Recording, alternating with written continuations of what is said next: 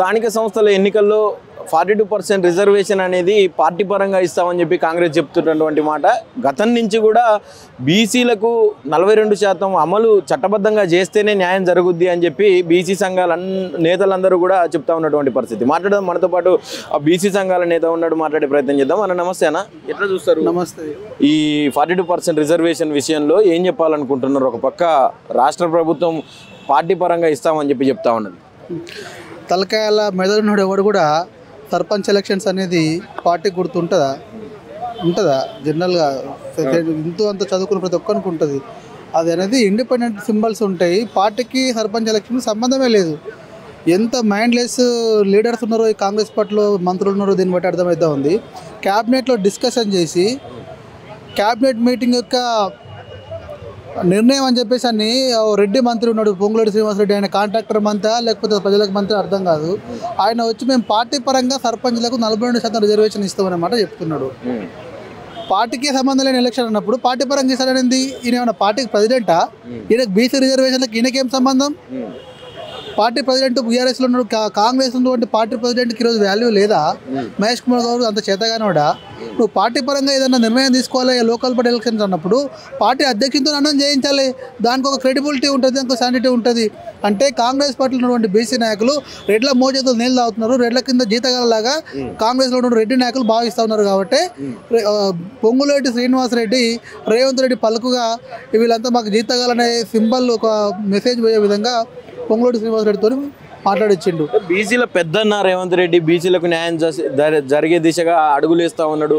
ఈ ప్రభుత్వం వచ్చిన దగ్గర నుంచి బీసీల అడుగుజాడల్లో బీసీల సారథ్యం కోసమే పనిచేస్తూ ఉన్నదని చెప్తా ఉన్నారు. చెప్పినప్పుడు మెదడున్నాడు ఆ మాట అన్నాడు. అసలు దానికి బెస్ట్ ఎగ్జాంపుల్ చెప్తా. కాంగ్రెస్ పార్టీ అధికారంలోకి రావడం కోసం తెలంగాణ రాష్ట్రంలో ఉన్నటువంటి బీసీ నాయకులు, బీసీ సమాజం మొత్తం బీఆర్ఎస్ పార్టీతో వేరే పార్టీలతో ఉన్నదనే ఒక ఉద్దేశంతో మనకు 78 ఏళ్ల భారతదేశ చరిత్రలో బీసీలకు అన్యాయం చేసాం అనేది బీసీలకు అర్థమైంది. కాబట్టి ఈరోజు బీసీ సామాజిక వర్గాలు ఏ ఒక్కరు కూడా కాంగ్రెస్ పార్టీతో లేరు. దేశవ్యాప్తంగా, రాష్ట్ర వ్యాప్తంగా అనే యొక్క వాళ్ళ వార్ రూమ్ చర్చలో భాగంగానే బీసీలకు మనం కలుపుకొని పోకపోతే, బీసీలకు మనం అవకాశాలు ఇవ్వకపోతే మనం పుట్టగతులు ఉండవనే ఒక ఉద్దేశంతో ఆ కుట్రలో భాగంగా తెలంగాణ రాష్ట్రంలో ఎలక్షన్స్ ఉన్నాయి కాబట్టి 42% స్థానిక సంస్థలలో బీసీలకు మేము రిజర్వేషన్ ఇస్తాం, అది కూడా సమగ్రమైన కులగణన చేసి అన్నారు. కులగణన చేసే క్రమంలోనే కాంగ్రెస్ పార్టీ ఒక కుట్ర ఏందో అర్థమైంది. మరి 42% రిజర్వేషన్ ఇస్తామనేది అది కళ. అసలు ఇది ఎక్కడ జాప్యం జరిగింది? ఎందుకు ఇవ్వలేకపోతున్నది ప్రభుత్వం? ఎందుకంటే కామారెడ్డి డిక్లరేషన్లో చెప్పింది మేము ఖచ్చితంగా 100 రోజుల్లో అమలు చేస్తామని చెప్పినటువంటి మాటను ఎందుకు ఈరోజు వెనక్కి తీసుకోవాల్సి వచ్చింది కాంగ్రెస్? రాజ్యం తలుచుకుంటే కాందంటూ దేశంలో ఏం లేదు బ్రదర్. రాజ్యానికి ఇష్టం లేదు. రాజ్యాన్ని పరిపాలన చేసినటువంటి రాజ్యం మీద కూర్చున్నటువంటి ముఖ్యమంత్రి రేవంత్ రెడ్డికి బీసీలకు రిజర్వేషన్ ఇవ్వడం కానీ, పదవులు ఇవ్వడం కానీ ఏమాత్రం ఇష్టం లేదు. ఎక్కడ అవకాశం వస్తే అక్కడ బీసీలను తొక్కుతాడు రేవంత్ రెడ్డి. దానికి బెస్ట్ ఎగ్జాంపుల్ చెప్తా ఉన్నా. మరి దీనికి చట్టాలు, కోట్లు అని చెప్తా ఉన్నావు కదా రేవంత్ రెడ్డి. నీ మంత్రివర్గంలో బీసీలకు ఎంతమందికి మంత్రులు ఇచ్చినావు? 50 నుంచి 60% ఉన్నటువంటి బీసీలకు మంత్రివర్గంలో వారి స్థానం ఎంత? 42% అక్కడ వర్తించదా? మీకు రాహుల్ గాంధీకి ఏమైనా కళ్ళు మూసుకపోయినాయా? ఎందుకు బీసీల మంత్రివర్గంలో? ఇంకో మాట కూడా చెప్తా ఉన్నా. కార్పొరేషన్ చైర్మన్లో రేవంత్ రెడ్డి ఒక సంతకం పెట్టుకొని ఎంతమంది కార్పొరేషన్ కావాలంటే అంతమందికి ఇచ్చుకోవచ్చు. ఆయనకు నిజంగానే బీసీల మీద, సమాజం మీద ఆయనకు చిత్తశుద్ధి ఉంటే, వాళ్ళ మీద ప్రేమ ఉంటే ఎంతమందికి బీసీ కార్పొరేషన్ చైర్మన్లు ఇచ్చిండు? తీసి కొడితే 2-3 కూడా లేవు. అదే రెడ్లకు ఎంతమందికి ఇచ్చుకున్నాడు రేవంత్ రెడ్డి? ఎంతమంది ఉన్నారు రెడ్లు తెలంగాణ రాష్ట్రంలో? ఇంకో మాట కూడా చెప్తా ఉన్నా. 42% గవర్నమెంట్ కాంట్రాక్టులలో రిజర్వేషన్ ఇస్తా, 42% కాంట్రాక్టులు బీసీలకు ఇస్తా అని చెప్పిండు. ఒక జీవో ఇష్యూ చేసి రేవంత్ రెడ్డి గారు కాంట్రాక్టులు ఇవ్వాలనుకుంటే రేవంత్ రెడ్డి బీసీలకు ఇవ్వచ్చు. ఒక కాంట్రాక్ట్ నా బీసీలకు ఇచ్చిన పొంగులేటి శ్రీనివాసరెడ్డికి, మిగా కృష్ణారెడ్డికి, రెడ్డి, రాజగోపాల్ రెడ్డికి, కోమటిరెడ్డి వెంకరెడ్డికి, ఈ రెడ్డికి, రెడ్డికి మొత్తం రెడ్లేకే కాంట్రాక్టర్లంతా. బీసీలకు అవసరం లేదు. అంటే ఎక్కడైతే బీసీలు బలపడతారో అక్కడ తొక్కేస్తారు రేవంత్ రెడ్డి. ఒక మాటలో చెప్పాలనుకుంటే కాంగ్రెస్ పార్టీకి కానీ, కాంగ్రెస్ పార్టీ నాయకత్వం వహించినటువంటి రేవంత్ రెడ్డి కానీ బీసీల పైన ఏమాత్రం చిత్తశుద్ధి లేదు. పరిషత్ ఎన్నికల్లో మేము అమలు చేస్తాం, ఇప్పటికైతే ఒక 3000 కోట్ల బడ్జెట్ అనేది ల్యాప్స్ అయ్యే అవకాశం ఉన్నదని చెప్పి మాట్లాడుతూ ఉన్నారు రేవంత్ రెడ్డి గారు. ఏం చెప్పాలి? ఎలక్షన్స్ అంటేనే sarpanch brother. Local body elections అంటేనే సర్పంచ్. అవన్నీ అనేది నామకే వాస్తే పోస్టులు. అవి ఎంపీటీసీ, జెడ్పీటీసీ అనే పోస్టులు నామకే వాస్తే పోస్టులు.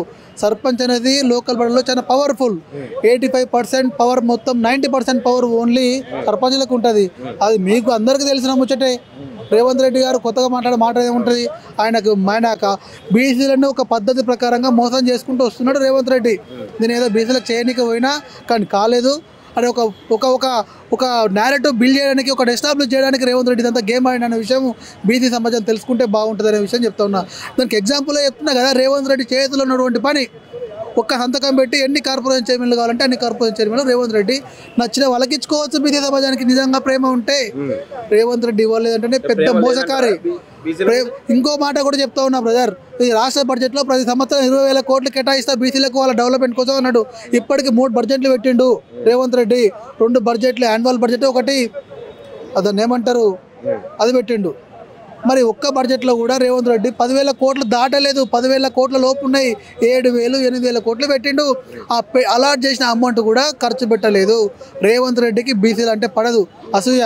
ఈ తెలంగాణలో ఉన్నటువంటి బీసీలు రాజకీయంగా చైతన్య వైరు టీఆర్ఎస్ పార్టీ వల్ల వాళ్ళకి ఏమాత్రం అవకాశం ఇచ్చినా రేపు మనం అధికారం కోల్పోతామనే ఉద్దేశంతోనే రేవంత్ రెడ్డి బీసీలను చూస్తే భయపడతా ఉన్నాడు. అవసరం అనుకుంటే తొక్కుతాడు. సిగ్గుచేటు. ఒక మున్నూరు కాపీ మంత్రివర్గంలో స్థానం లేదు, ఒక యాదవ్కు మంత్రివర్గంలో స్థానం లేదు, ఒక ముదిరాజుకు తిట్టంగా మండించిండు. ఈ అత్యధిక సామాజిక ఉన్నటువంటి మున్నూరు కాపు, ముదిరాజు, యాదవ, వాళ్ళకు పద్మశాలి వాళ్ళ మంత్రి క్యాబినెట్లో స్థానమే లేదు కదండి. క్యాబినెట్లో స్థానం లేదు, వాళ్ళకు బీఫామ్లు ఇవ్వలేదు. ఇంకో మాట కూడా చెప్తా ఉన్నా, 2023 ఉదయపూర్ డిక్లరేషన్లో భాగంగా ప్రతి పార్లమెంటు నియోజకవర్గ పరిధిలో 2 టికెట్లు, ఎమ్మెల్యే టికెట్లు, బీఫామ్లు మేము బీసీ సామాజిక వర్గాలను కేటాయిస్తామని చెప్పిండు. ఇప్పటి వరకు మీరు ఎలక్షన్ జరిగినాయి చూడండి, ఏ పార్లమెంటు నియోజకవర్గంలో 2 బీసీలకు అవకాశం ఇచ్చిండు రేవంత్ రెడ్డి. ఫైనల్గా ఏం చెప్పాలనుకుంటున్నారు? రాష్ట్ర ప్రభుత్వం ఇప్పుడు 46 జీవో తెచ్చింది, దీని మీద ఏం చెప్పాలనుకుంటున్నారు ఒక బీసీ నేత? కాంగ్రెస్లో ఉన్నటువంటి బీసీ నాయకులు ఒకసారి గుండె మీద చేసుకొని మాట్లాడండి. మేము ఈరోజు మేము ఉద్యమాలు చేస్తున్నామంటే మాకు న్యాయం జరుగుతుందో లేదో పక్కన పెడితే కాంగ్రెస్ పార్టీలో ఉన్నటువంటి బీసీలకు న్యాయం జరుగుతుంది. నేను మీకోసం మేము కొట్లాడుతూ ఉన్నాం. అధికారం మీద ఉంది ఈరోజు పార్టీ. రేపు కార్పొరేషన్ చైర్మన్లు వచ్చినా మీకే వస్తాయి, గవర్నమెంట్ కాంట్రాక్ట్లు వచ్చినా మీకే వస్తాయి. బీసీలకు 20,000 కోట్లు కేటాయించినా కూడా మీ పార్టీలో ఉన్నటువంటి బీసీలకు మీరు ఇచ్చుకుంటారు. జగమెరిగిన సత్యం. అది ఏ పార్టీ అధికారంలో ఉన్నా కూడా ఆ పార్టీ వాళ్ళకి చేసుకుంటుంది. మేము మీకోసం కొట్లాడుతున్నాం. మీరు వాలంటీర్గా సపోర్ట్ రాండి. రేవంత్ రెడ్డి అనేది పెద్ద దొంగ. బీసీలకు ఏ రోజు కూడా న్యాయం చేయడు, ఇప్పుడు కూడా చేయడు.